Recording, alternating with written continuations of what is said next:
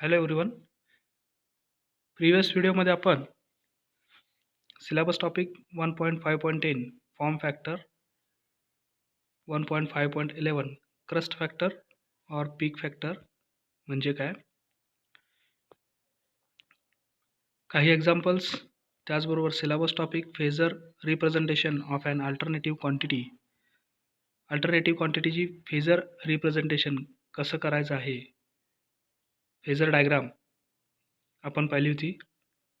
Phase of an alternating quantity, alternating परिमाणाची स्थिती, phase म्हणजे स्थिती, टप्पा, ओके, चरण. फेज अँगल म्हणजे स्थितीचा कोन किंवा टप्पाचा अँगल, चरण अँगल, फेज अँगल ज्याला म्हणतो आपण, तो पहिला फेज डिफरन्स. ओके, त्याचबरोबर leading and lagging phase difference.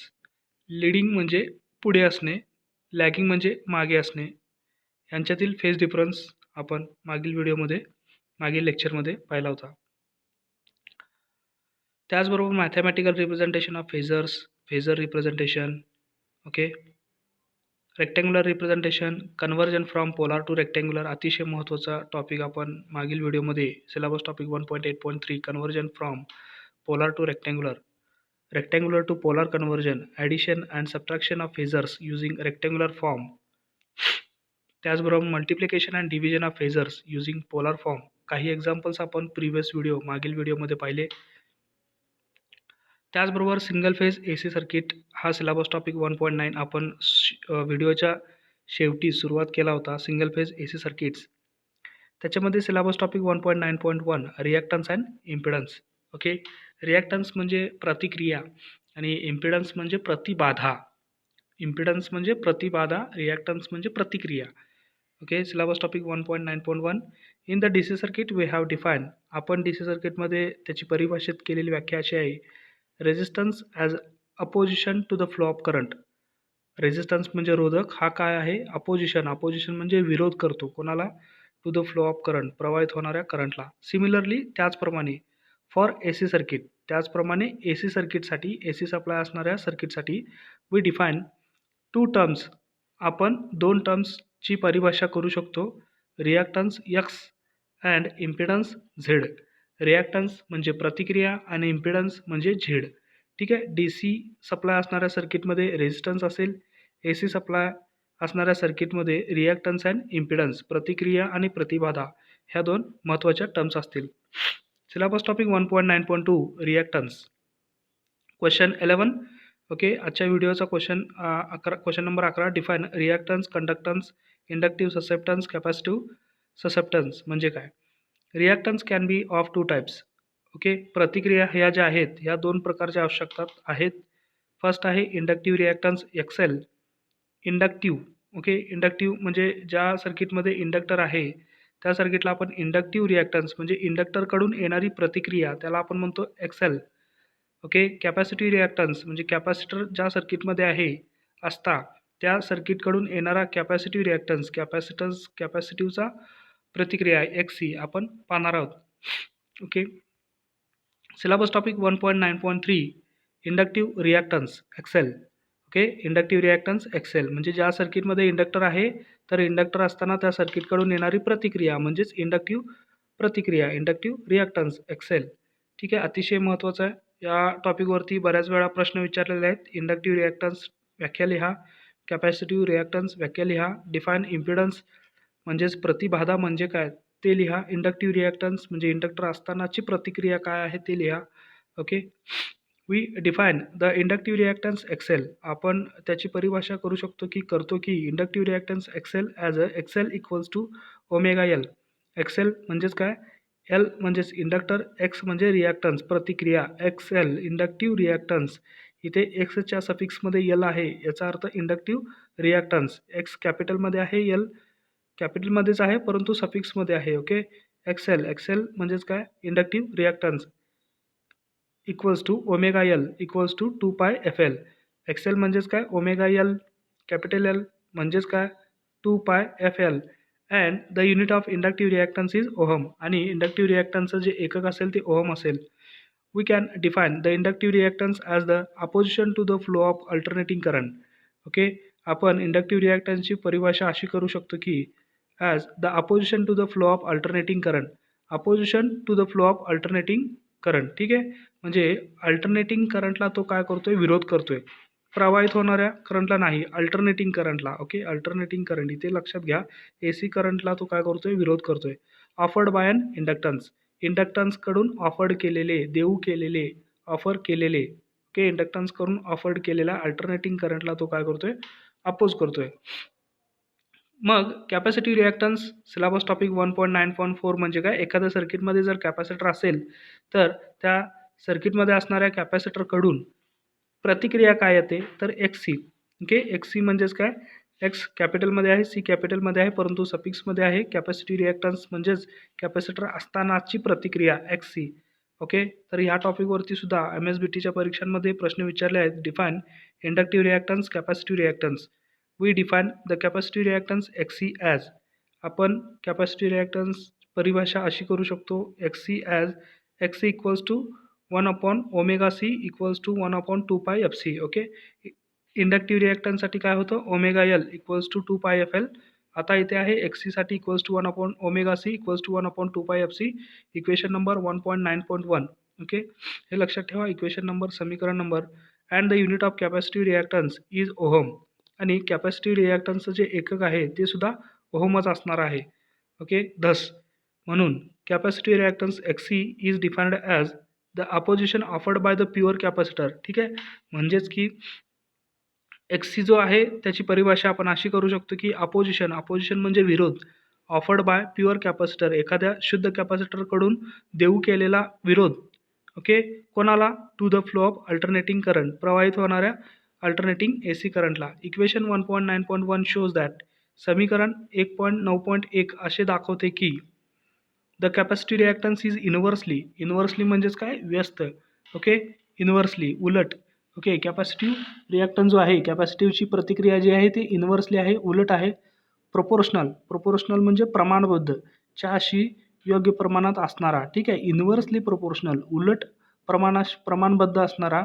To the frequency, फ्रिक्वेन्सीला. ओके, फ्रिक्वेन्सीला कसा आहे, उलट प्रमाणबद्ध असणारा. ठीक आहे, म्हणजे असं म्हणूयात की आपण व्यस्त प्रमाणात. ओके, इनव्हर्सली व्यस्त प्रमाणात असणारा. ठीक आहे, to the flow of inversely proportional to the frequency of applied voltage if C is constant. जर का कॅपॅसिटर C हा स्थिर असेल, कॉन्स्टंट असेल, XC decreases with increase in frequency. XC काय असेल, कॅपॅसिटिव्ह रिॲक्टन्स काय असेल, कमी असेल. ओके, म्हणजेच आपण जर कॅपॅसिटरच्या अक्रॉस, कॅपॅसिटरच्या टर्मिनलच्या सभोवतालचं जे व्होल्टेज आहे ते जर आपण अप्लाय केलं असेल. ओके,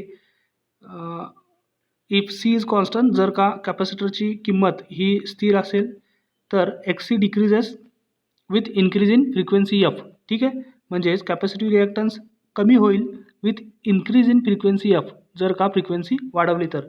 ठीक आहे, syllabus topic 1.9.5 impedance. Impedance Z. Z या कॅपिटल लेटरने आपण डिनोट करतो, दर्शवितो. इम्पिडन्स म्हणजेच प्रतिबाधा, प्रतिबाधा. The AC circuit may not always be purely resistive, capacitive or inductive. AC circuit जे आहे ते नेहमी, ऑलवेज म्हणजे नेहमी, मे नॉट म्हणजे कदाचित नसणे, always be purely resistive. Okay, ते नेहमीच काय नसू शकतात, purely resistive, capacitive or inductive नसू शकतात. ठीक आहे, इट विल कंटेन, त्याच्यामध्ये समाविष्ट असतं, the combination of this elements, ह्या घटकांचा त्यांच्यामध्ये एकत्रितपणा, कॉम्बिनेशन हा समाविष्ट असतो. So defining resistance and reactance is not enough. म्हणजेच काय की आपण फक्त रेझिस्टन्स आणि रिॲक्टन्स, रोधक आणि प्रतिक्रिया, हे यांची व्याख्या करणे हे पुरेसे नाही.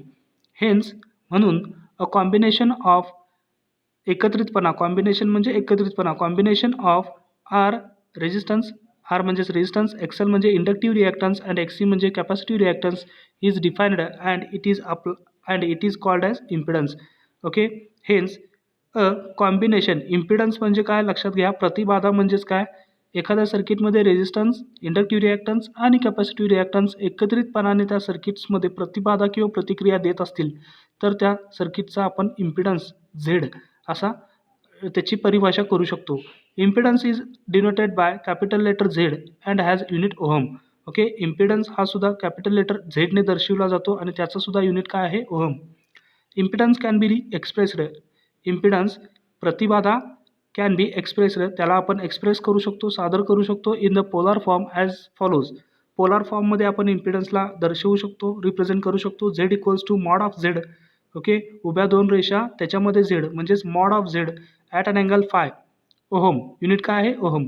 ठीक आहे, आता फाय म्हणजेच काय? फेज अँगल, चरण कोन किंवा स्थिती कोन, टप्पा कोन. ठीक आहे, मॅग्निट्यूड ऑफ झेड. झेड म्हणजेच काय? लेवल पातळी आवाका. मॅग्निट्यूड म्हणजेच काय? लेवल पातळी आवाका. कोणाची? ऑफ झेडची. ठीक आहे, ती अशा इथे लिहायची. मॉड ऑफ झेड उभ्या रेषेमध्ये, उभे दोन रेषा आहेत त्याला मॉड ऑफ म्हणतात. Mod of Z, magnitude of Z. And it is expressed in the rectangular form as. आणि हे रेक्टँग्युलर फॉर्ममध्ये सुद्धा अशा पद्धतीने दाखवू शकतो. Z equals to R plus जे एक्स. ठीक आहे, एक्स म्हणजेच काय? रिॲक्टिव्ह पार्ट म्हणजे प्रतिक्रिया देणारा भाग, प्लस आर म्हणजेच काय? रेझिस्टिव्ह पार्ट म्हणजे विरोध करणारा भाग. Where mod of Z equals to under root R square plus X square and phi equals to tan inverse X upon R. अशा पद्धतीने आपण पोलार फॉर्ममध्ये आणि रेक्टँग्युलर फॉर्ममध्ये इम्पिडन्सला दाखवतो.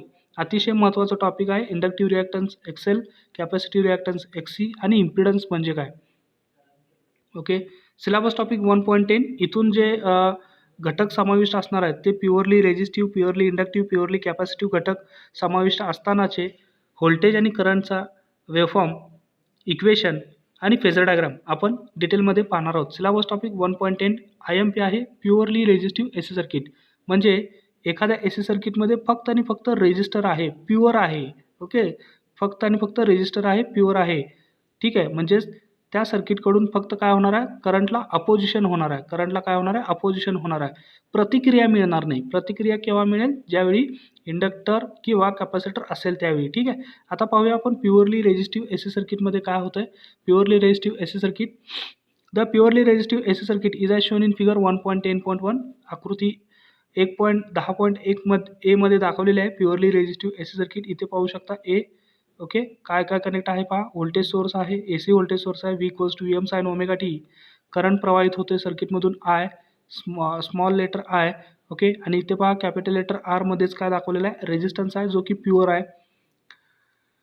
It consist of an AC voltage source V equals to M sine omega T and R resistor and a resistor. एक resistor connect केलेला आहे अक्रॉस इट, त्याच्या भोवती, व्होल्टेज सोर्सच्या भोवती एक रेजिस्टन्स आर कनेक्ट केलेला आहे. The instantaneous current flowing through the circuit is I.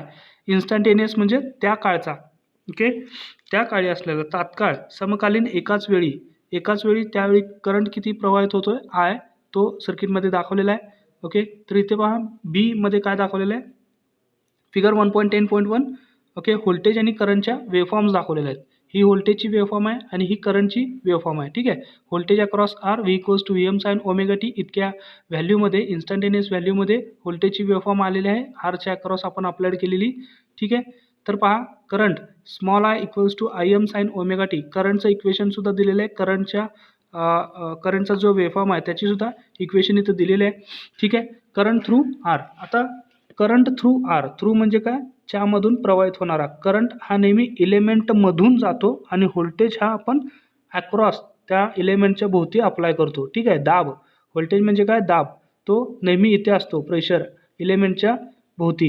आणि करंट जो आहे तो इलेमेंटमधून प्रवाहित होतो. मधून प्रवाहित होणे आणि अक्रॉस असणे फरक आहे. व्होल्टेज हा दाब हा अक्रॉस असतो, त्याच्या भोवती असतो. करंट हा त्याच्यामधून प्रवाहित होतो. ओके, ह्या दोन गोष्टी अत्यंत महत्त्वाच्या आहेत, हे लक्षात ठेवा.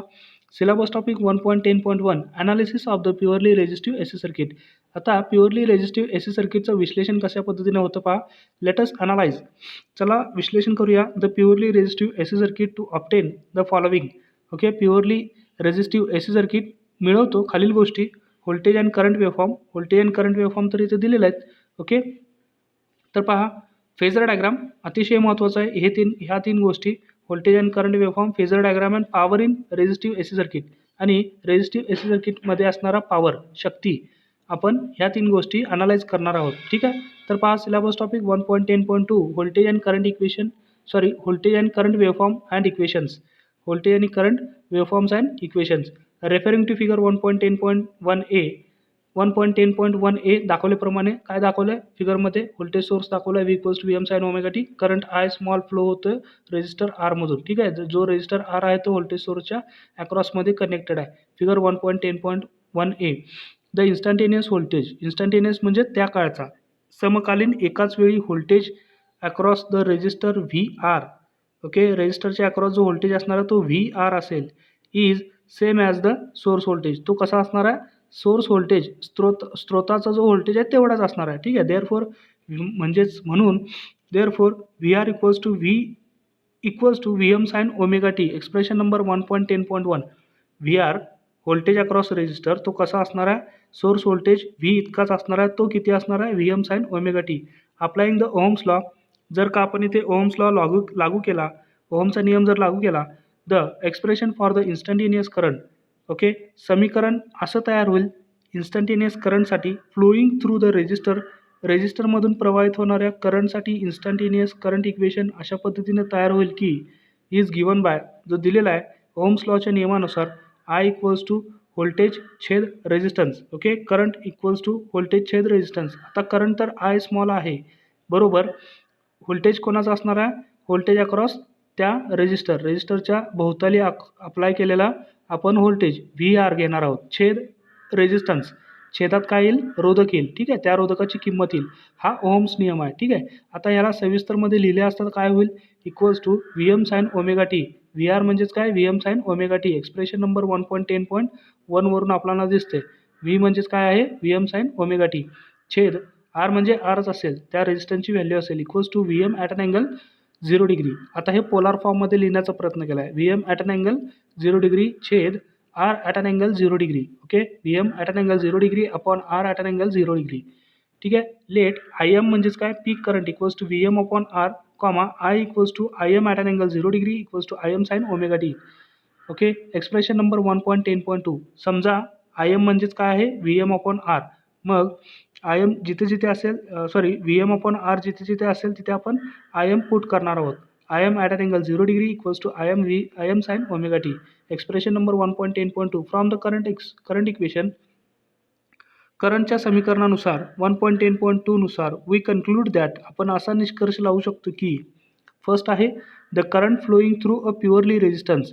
ओके, एका शुद्ध रोधकामधून जो प्रवाहित होणारा करंट आहे, AC circuit is a sinusoidal. तो कसा आहे, सायनोसॉइडल आहे. ओके, अल्टरनेटिव्ह आहे. एकदा पॉझिटिव्ह हाफ सायकल येते आणि एकदा निगेटिव्ह हाफ सायकल येते. एकदा पॉझिटिव्ह आणि एकदा निगेटिव्ह हाफ सायकल ज्यावेळी येत असतात त्यावेळी आपण त्या सायकलला काय म्हणतो, sinusoidal cycle. Okay, is a sinusoidal, sine wave फॉर्ममध्ये आहे. ठीक आहे. कन्क्लुजन नंबर 2, निष्कर्ष number 2, the current through resistive circuit. Okay, resistive सर्किटमधून करंट जो फ्लो होतो आहे and the applied voltage are in phase. दोन्ही कसे असणार आहेत, एकाच टप्प्यामध्ये असणार आहेत, एकाच स्थितीमध्ये असणार आहेत. Are in phase. ओके, हा सर्वात महत्त्वाचा शब्द आहे, are in phase with each other. एकमेकाला ते कसे असणार आहेत, आर इन फेज. ठीक आहे, तर पहा, the waveforms of voltage and current are as shown in figure 1.10.1b. ठीक आहे, वेवफॉर्म दाखवलेले आहेत, वेवफॉर्म्स दाखवलेले आहेत ऑफ व्होल्टेज अँड करंटच्या, are as shown in figure 1.10.1b. इथे पाहू शकता तुम्ही, व्होल्टेजची वेवफॉर्म अशी आहे, V equals to V M sine omega T. इथं लेबल दिलेलं आहे, या वेवफॉर्मला लेबल दिलेलं आहे, पीक व्होल्टेज पण दाखवलेलं आहे व्ही एम या स्वरूपात. ठीक आहे, म्हणून ही व्होल्टेजची वेवफॉर्म आहे. इथे करंटची वेवफॉर्म आहे, करंट थ्रू आर.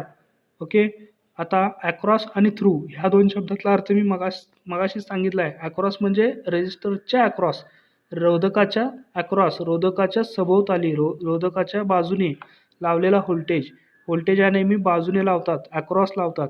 करंट हा नेहमी त्याच्यामधून जातो, कोणताही एलिमेंट असू दे, करंट त्याच्यामधून जातो, प्रवाहित होतो. थ्रू म्हणजे च्यामधून. ठीक आहे, हा पहा, करंटची waveform I equals to I M sine omega T. Equation लिहिलेलं आहे, पीक करंटसुद्धा दाखवलेलं आहे आय एम. ठीक आहे, इथे पहा, the waveform of voltage and current as shown in figure 1.10.1b.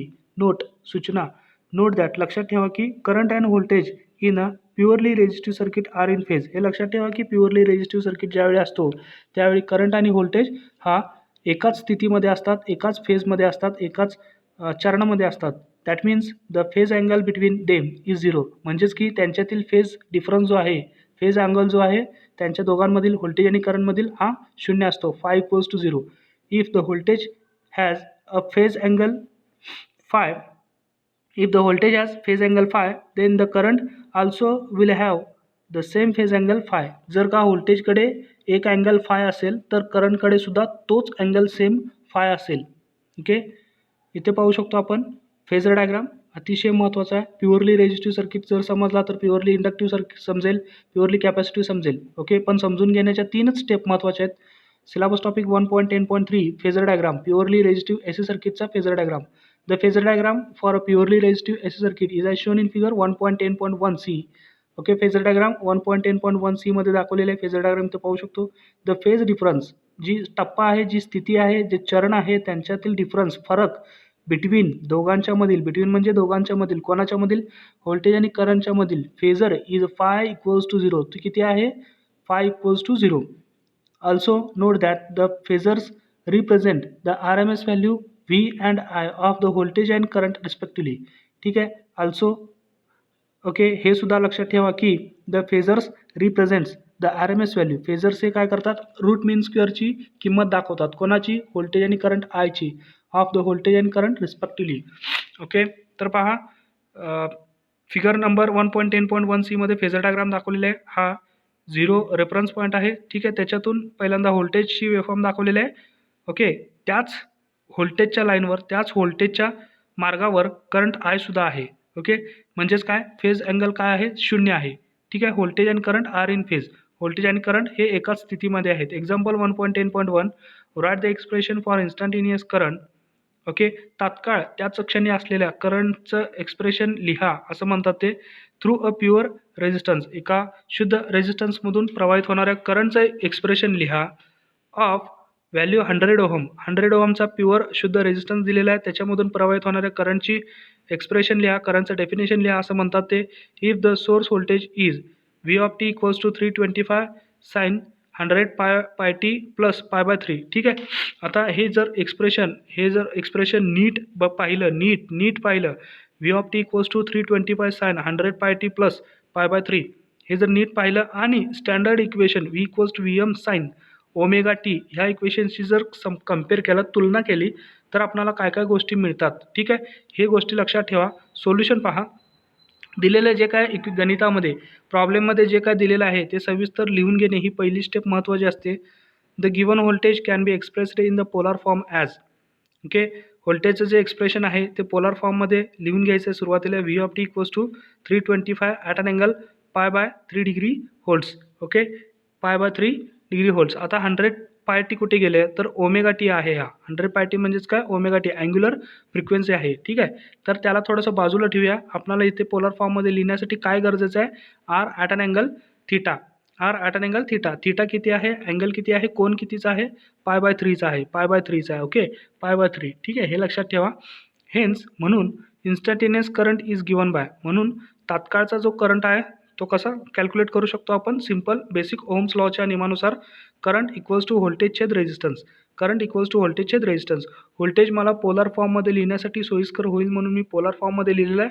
छेद रेजिस्टन्ससुद्धा पोलर फॉर्ममध्ये लिहू शकतो आपण डायरेक्टली. ठीक आहे, त्याची मॅग्निट्यूड आर किती दिलेली आहे? 100 ohm at an angle 0 degree. दिले नाही म्हणजे 0 डिग्री.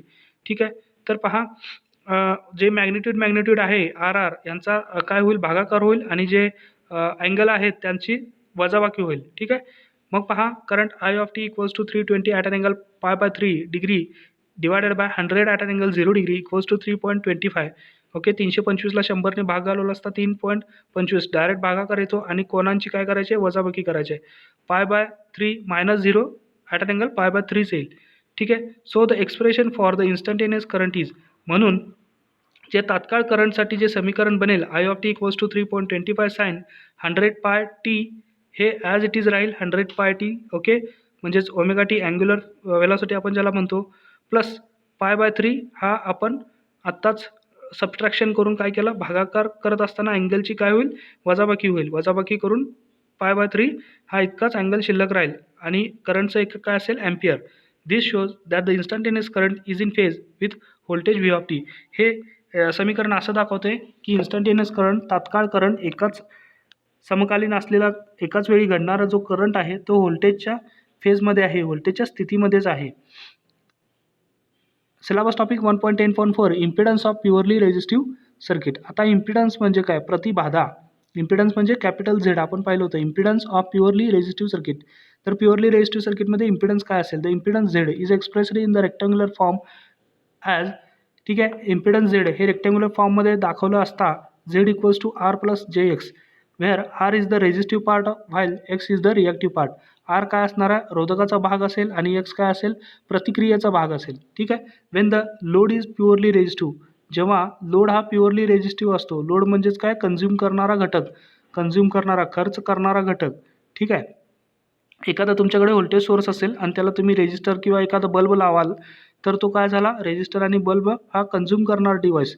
ठीक आहे. कंझ्युम करणारा कंझ्युमर किंवा आपण ज्याला म्हणू load. Okay. When the load is purely resistive, ज्यावेळी लोड हा प्युअरली रेझिस्टिव्ह असतो, the reactive part is zero. Okay. मग प्रतिक्रिया देणारा भाग काय असेल? झिरो असतो.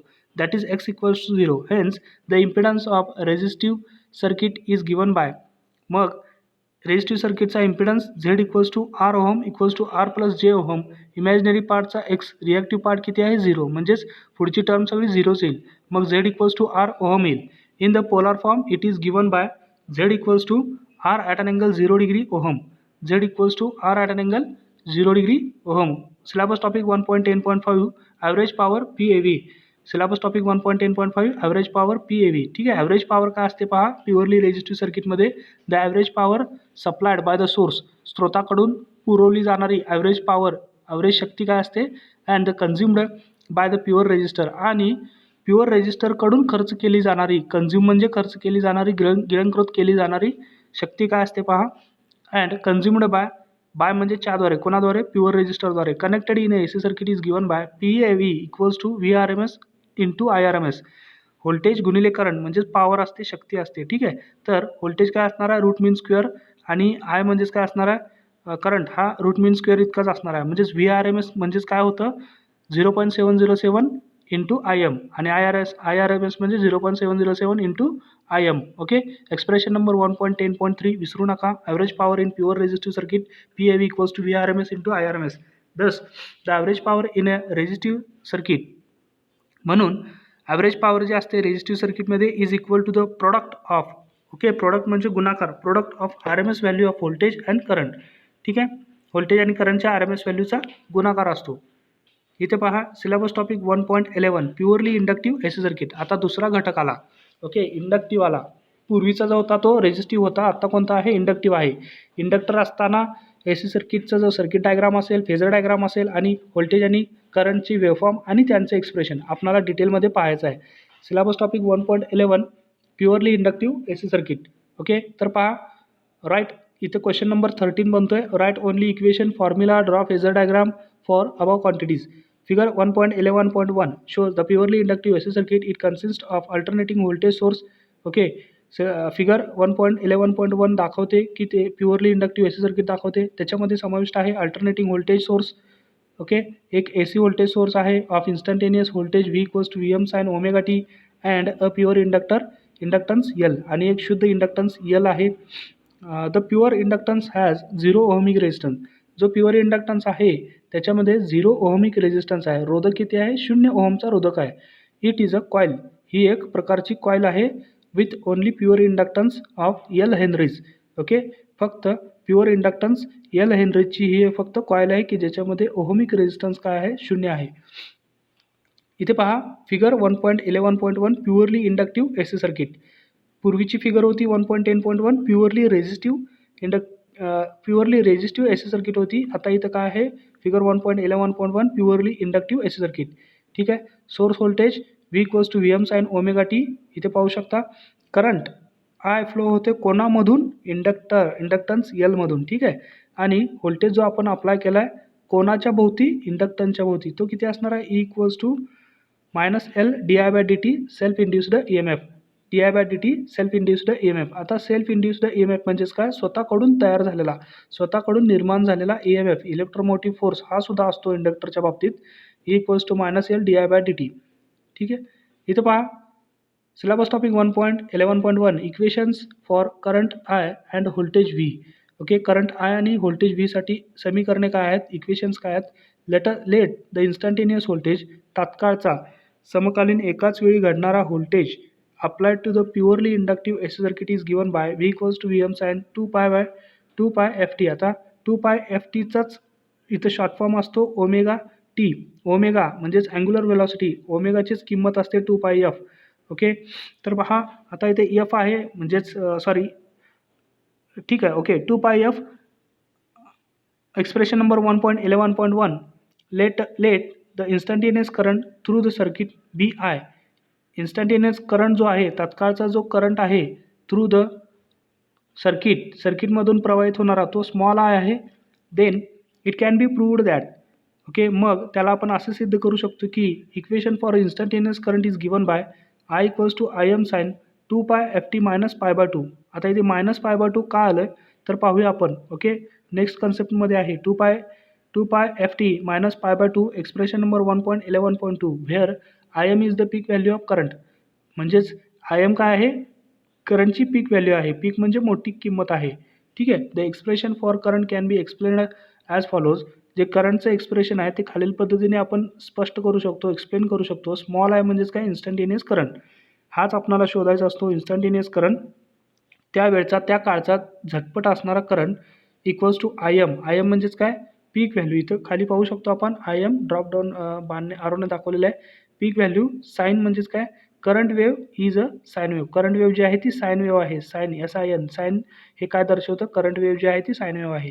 2 pi F T frequency of the current waveform is F. ठीक आहे, एफ म्हणजेच काय, frequency of the current waveform is F. ठीक आहे. त्याचबरोबर मायनस कशासाठी आले पहा, current lags behind voltage.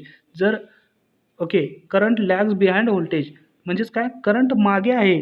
Behind मागे असणे कोणाच्या, व्होल्टेजच्या. मायनस म्हणून मायनस, लीड असता तर प्लस. ओके, कितीने मागे आहे, फेज अँगल इज पाय/2 रॅडियन्स ऑर 90 डिग्री. कितीने मागे आहे, रॅडियन्समध्ये बोलायचं असेल तर पाय/2 आणि डिग्रीमध्ये बोलायचं असेल तर 90 अंशाने मागे आहे. कोण मागे आहे, करंट. कोणाच्या, व्होल्टेजच्या. हे लक्षात ठेवा. तर पहा, the expression for the current can be explain as follows. Expression number 1.11.3 तेच आहे. Instantaneous current I equals to I M sine 2 pi F T minus पाय/2. आय म्हणजेच इन्स्टंटेनियस करंट, आय एम म्हणजे पीक व्हॅल्यू, साइन म्हणजे current wave is a sine wave. Current wave कशी आहे, sine wave आहे म्हणून साइन आलेला आहे. कोसाइन पण असू शकते, कॉस पण असू शकते. ठीक आहे. 2 पाय एफ टी, एफ म्हणजेच काय, frequency of the current waveform is F. Minus कशासाठी, तर लॅग आहे. लॅग आहे म्हणजे मागे आहे. कोण मागे आहे, करंट मागे आहे. कोणाच्या, व्होल्टेजच्या. Current lags behind voltage. Phase angle कितीने लॅग आहे, पाय/2. फेज अँगल इज, मग तो रॅडियनमध्ये लिहायचा असेल तर पाय/2 किंवा डिग्रीमध्ये लिहायचं असेल तर 90 डिग्री. पीक व्हॅल्यू आय एम, मोठी किंमत. Peak value I M, I एमची मोठी किंमत. The peak value of the peak value of current is given by, करंटची peak value I M equals to V M upon XL. I M equals to peak value of current, I M equals to V M upon XL. V M म्हणजेच काय, peak value of voltage divided by inductive reactance. Okay, inductor सर्किटमध्ये आहे म्हणून L. X म्हणजेच काय, reactance, त्याच्याकडून मिळणारी प्रतिक्रिया. ओके, ही छेदात असेल आणि इंडक्टरच्या सभोवताली, इंडक्टरच्या अक्रॉस जो दाब आहे, जो व्होल्टेज आहे तो अप्लाय केला आहे, तो ओम्स लॉच्या नियमाने अंशात येईल. व्ही एम छेद X L, where X L is the reactance of inductor. Reactance म्हणजेच काय, प्रतिक्रिया. व्हेअर जे म्हणजे एक्सेल इज म्हणजे आहे, रिॲक्टन्स ऑफ इंडक्टर, इंडक्टरची तो प्रतिक्रिया आहे. ठीक आहे. Conclusion from equation 1.11.3. आपण इक्वेशन 1.11.3 नुसार निष्कर्ष असा लावू शकतो, the current I is a sinusoidal. Current I ही काय आहे, सायनुसॉइडल करंट आहे with a peak value I M. Okay, peak value I M सोबत जी किती असणार आहे, V M equals to V M छेद omega L, V M upon omega L. The phase angle of I, जो आयचा phase angle आहे, टप्पा कोण आहे, स्थिती कोण आहे, ती किती असणार आहे, आय इज -पाय/2. ओके, -पाय/2 रॅडियन्समध्ये ऑर किंवा -90 डिग्री. दस द करंट लॅग्स, म्हणजेच की करंट लॅग पडतो, मागे राहतो. बिहाइंड म्हणजे च्या मागे, कोणाच्या मागे, the applied voltage by 90 degree. Okay, by म्हणजे च्याद्वारे, 90 अंशाच्या द्वारे करंट हा मागे असतो व्होल्टेजच्या. If we assume the current to be reference, जर का आपण असं गृहीत धरलं की करंट हा रेफरन्स लाईनला आहे, तर व्होल्टेज कुठं जाईल, the voltage across the inductance lead the current through it by 90 degree. जर का आपण करंटला, आता पहा पूर्वीच्या फेजर डायग्राममध्ये आपण पूर्वीपर्यंतच्या फेजर डायग्राममध्ये आपण व्होल्टेजला रेफरन्स लाईन समजत होतो. आता इथे करंटला जर रेफरन्स लाईन घेतली तर व्होल्टेज काय असेल, वर असेल. ओके, म्हणजेच लीडच्या स्वरूपात असेल. ओके, म्हणजेच जरी लीडच्या स्वरूपात व्होल्टेज दिसत असला तरी इंडक्टन्स ज्यावेळी सर्किटमध्ये असेल त्यावेळी करंट हा मागेच असतो, लॅगच असतो, हे लक्षात ठेवा. इफ वी अझूम, जर का आपण असं गृहीत धरलं current to be reference, current हा रेफरन्स लाईनला आहे, the voltage across the inductance lead the current through it by 90 degree. Okay, इथं पाहू शकतो. Syllabus topic 1.11.2 waveform and phasor diagram. Waveform पहा, the waveform for voltage across current current through a pure inductance are as shown in figure 1.11.2a and the phasor diagram is as shown in figure 1.11.2b. ठीक आहे, इथे पाहू शकता व्होल्टेजची waveform. आता या वेवफॉर्मला व्होल्टेजची वेवफॉर्मच का म्हणायचं, कारण इथं दिलेलं आहे, त्याची व्हॅल्यू दिलेली आहे, v equals to Vm sin omega t, v equals to Vm sin omega t, small v equals to Vm sin omega t, हे दाखवलेलं ना इथे. म्हणून ह्या वेवफॉर्मला आपण व्होल्टेजची वेवफॉर्म म्हणणार. ठीक आहे, आता ह्या वेवफॉर्मला करंटची वेवफॉर्मच का म्हणायचं, कारण ते करंट दिलेलं आहे, I equals to Im sin omega T minus π/2. आता अँगल मायनस π/2 रेडियन्समध्ये π/2 आणि अँगलमध्ये 90 अंशाने का उशिरा आहे. ओके, फाय म्हणजेच काय, बिहाइंड, उशिरा, मागे पडणे, लॅगिंग. ओके, हे शब्द एकच आहे. कोण मागे आहे, कुणाच्या, करंट मागे आहे व्होल्टेजच्या. कितीने, तर फाय इक्वल्स टू π/2 रेडियन, इतक्या रेडियनने किंवा 90 अंशाच्या कोणाने करंट हा उशिरा निर्माण होतो. जर इंडक्टर असेल तर, सर्किटमध्ये इंडक्टर असेल तर करंट हा उशिराने तयार होतो. कोणाच्या, व्होल्टेजच्या. कितीने, 90 अंशाच्या फरकाने. इथे पाहू शकता figure 1.11.2a waveform of voltage and current दिलेले आहेत. व्होल्टेज आणि करंटची वेवफॉर्म अशा पद्धतीने असते. ठीक आहे, आता हा फिगर 1.11.2 मध्ये फेजर डायग्राम, फिगर 1.11.2b मध्ये फेजर डायग्राम दिलेली आहे. V and I are RMS values. V आणि आय जे असतील ते रूट मीन स्क्वेअरचे व्हॅल्यूमध्ये असतील. व्होल्टेजला इथं रेफरन्स लाईन घेतलेली आहे आणि फेजर जे रिप्रेझेंटेशन करतो आपण ते अँटी क्लॉकवाईज, घड्याळाच्या काट्याच्या विरुद्ध दिशेने, म्हणून इथे आरो दाखवला आहे अँटी क्लॉकवाईज. ठीक आहे, असं जर रोटेट केला असता तर करंट कुठे अजून मागेच आहे, कोणाच्या, व्होल्टेजच्या. कितीने, फाय इक्वल्स टू मायनस π/2 रेडियनने किंवा मायनस 90 अंश कोणाने. ठीक आहे, इथे पाहू शकता आय मागेच आहे. Okay, I lags by 90 degree, I lags by 90 degree. Lags म्हणजे मागे पडणे, बिहाइंड, मागे राहणे, lags. I lags by 90 degree. Okay, ठीक आहे, तर अशा पद्धतीने प्युअरली इंडक्टिव्ह रेजिस्टन्स आपण voltage expression, current expression, voltage waveform, current waveform आणि फेजर डायग्राम इथे पाहिली. तर पहा नेक्स्ट सिलेबस टॉपिक 1.11.3 मध्ये power in purely inductive circuit. Purely inductive सर्किटमध्ये पॉवर कशी असते, इन्स्टंटेनियस पॉवर, तात्काळची पॉवर, त्या काळची पॉवर, लगेचची पॉवर, झटपटची power P. The instantaneous power is given by the product of instantaneous voltage across the inductance and the instantaneous current through it. Okay, म्हणजे इंडक्टरच्या भोवताली जे त्वरित तात्काळ जो व्होल्टेज आहे तो व्होल्टेज आणि त्या इंडक्टरमधून तात्काळ त्वरित प्रवाहित होणारा करंट यांचा गुणाकार.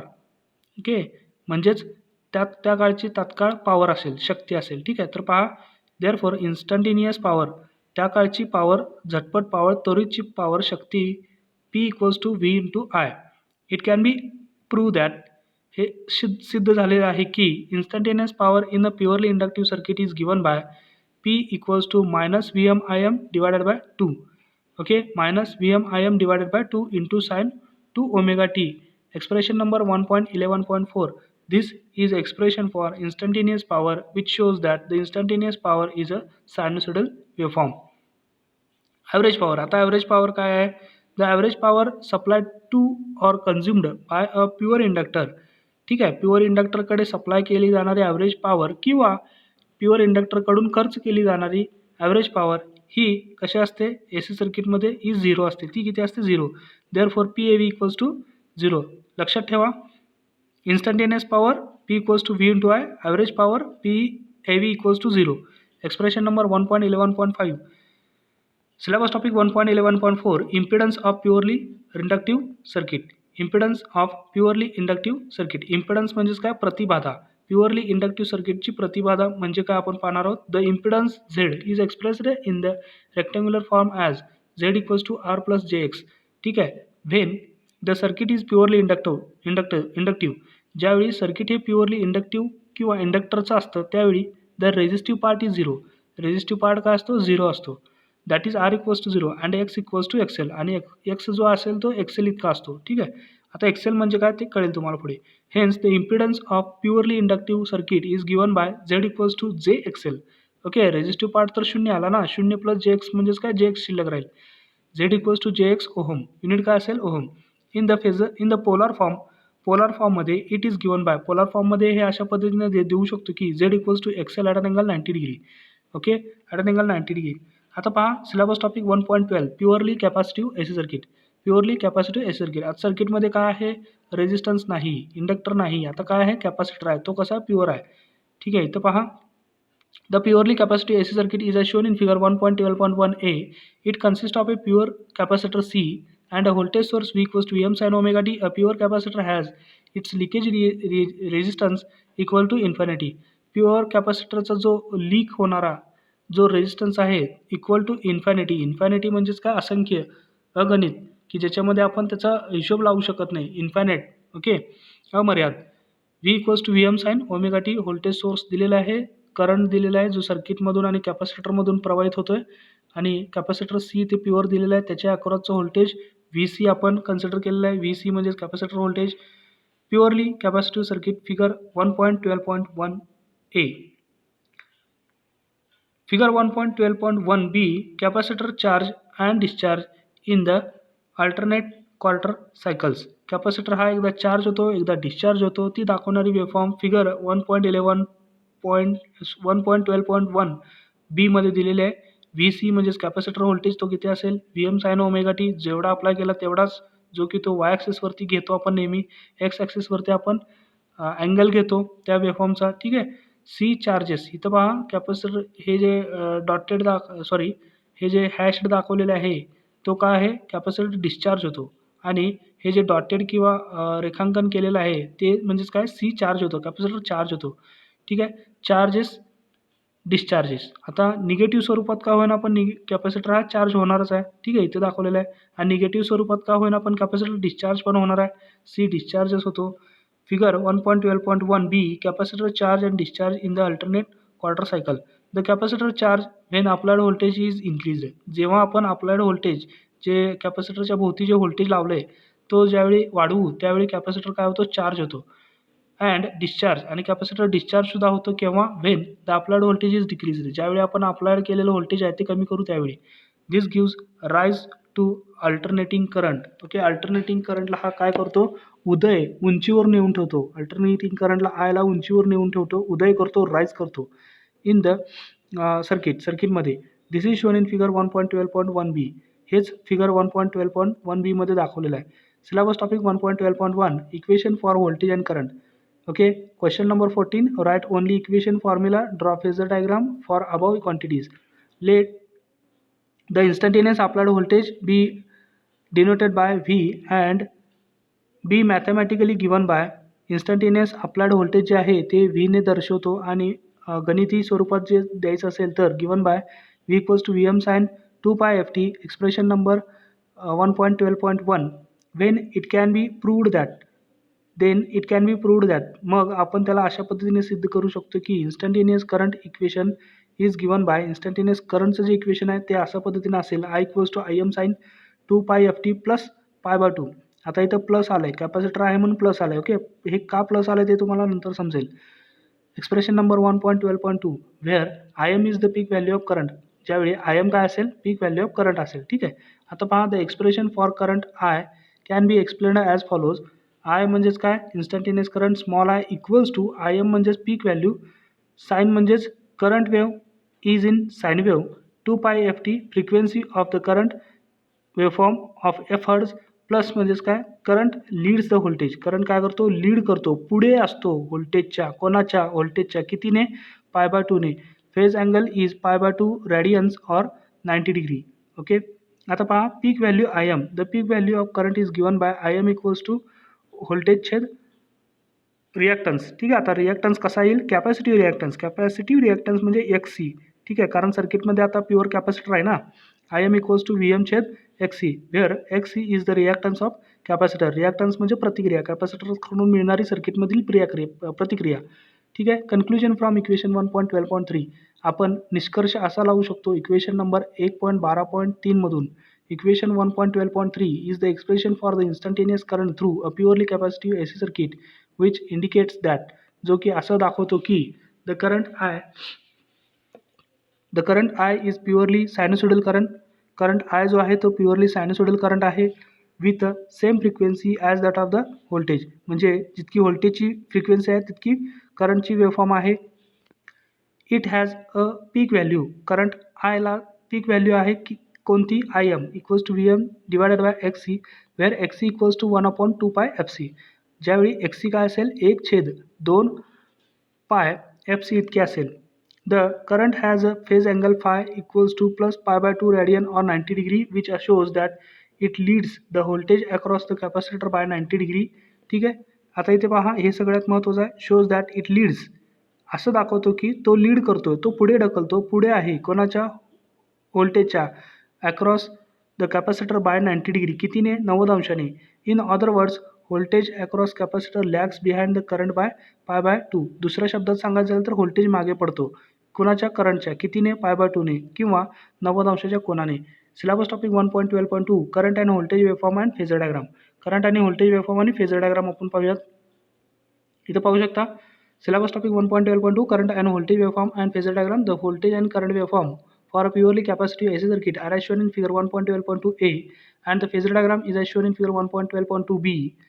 ठीक आहे. The capacitor charges when the applied voltage is increased. Capacitor हा चार्ज होतो अप्लाइड व्होल्टेज वाढवल्यामुळे, आणि and discharge when the applied voltage is decreases, आणि डिस्चार्ज सुद्धा होतो ज्यावेळी आपण अप्लाइड व्होल्टेज कमी करेल त्यावेळी.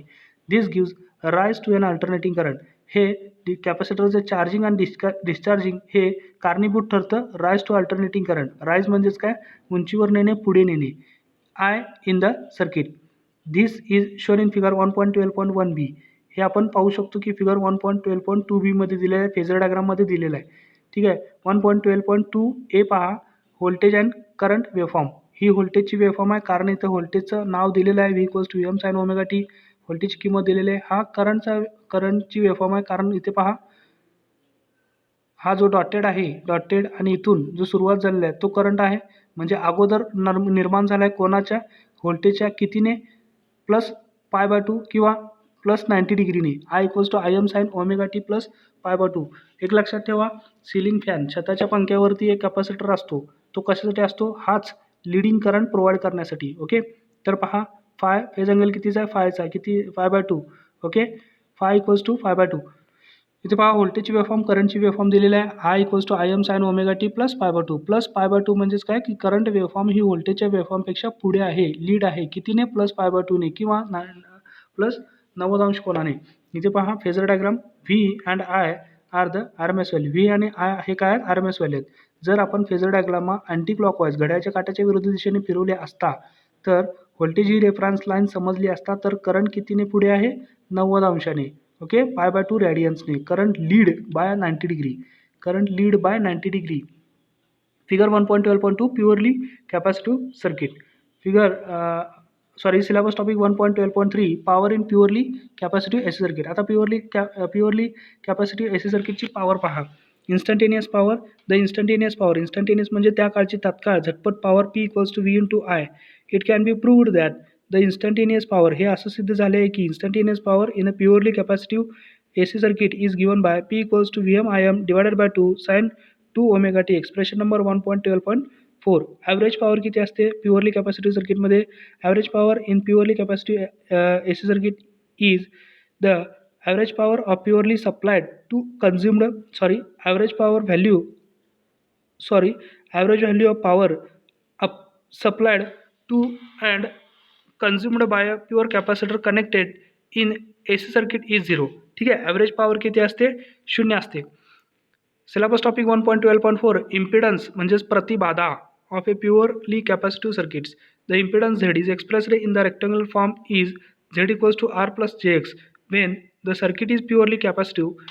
ज्यावेळी सर्किट हे प्युअरली कॅपॅसिटिव्ह असते तर resistive part is zero. Resistive part का असणार आहे? झिरो असणार आहे. आर इक्वल्स टू झिरो असेल. मग इम्पिडन्स झेड इक्वल्स टू काय शिल्लक राहील? That is R equals to zero and X equals to एक्सी.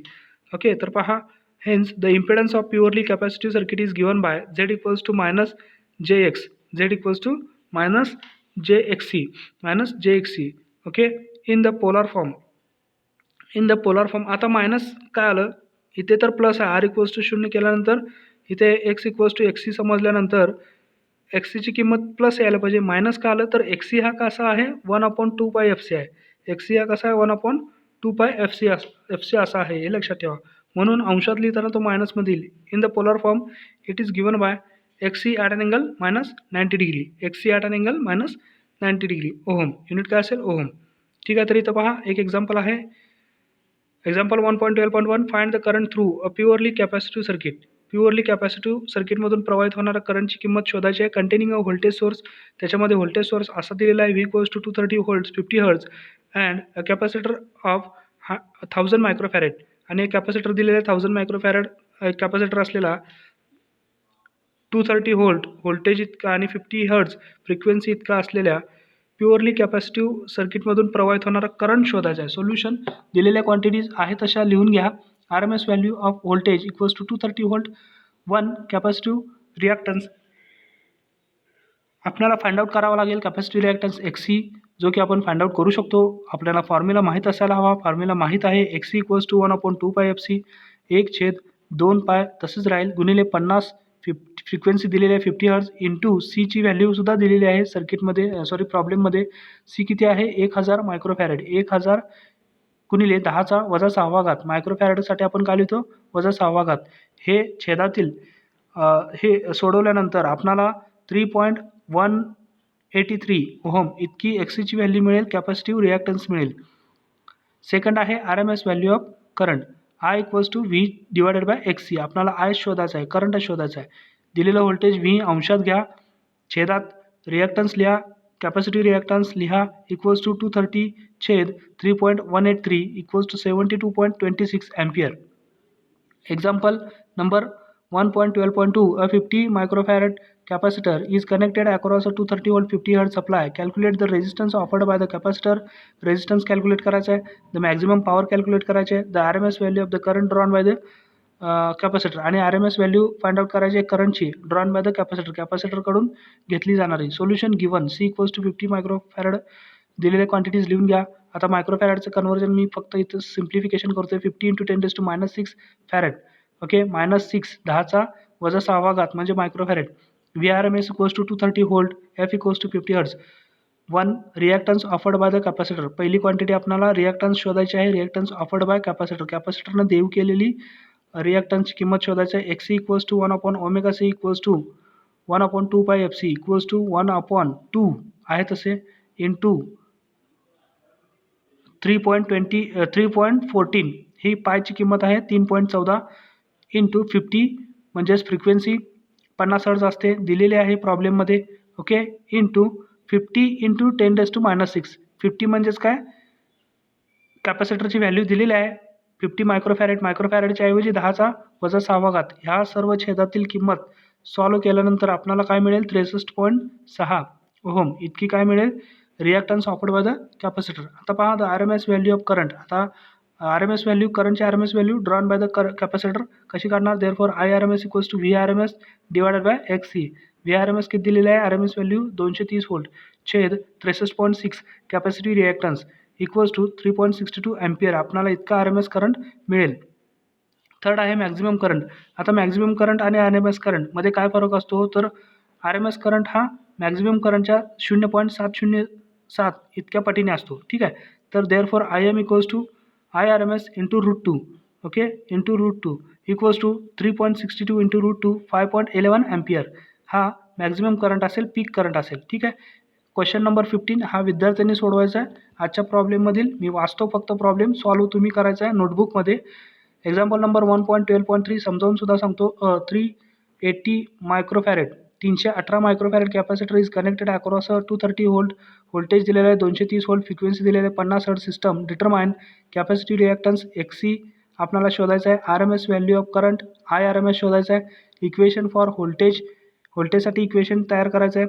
इक्वेशन फॉर करंटसाठी एक्सप्रेशन तयार करायचं आहे. ओके, हे विद्यार्थ्यांनी व्हिडिओ पॉज करून स्क्रीनशॉट घेऊन सोडवण्याचा प्रयत्न करा. सुरुवातीला स्वतः सोडवण्याचा प्रयत्न करा, त्यानंतर व्हिडिओ पहा. ओके, पॉज करून स्क्रीनशॉट घेऊन लिहू शकता. ठीक आहे. तर आजच्या लेक्चरमध्ये आपण कोणकोणत्या गोष्टी पाहिल्या किंवा कोणकोणत्या गोष्टी शिकल्या हे पुन्हा एकदा रिवाइज करूयात.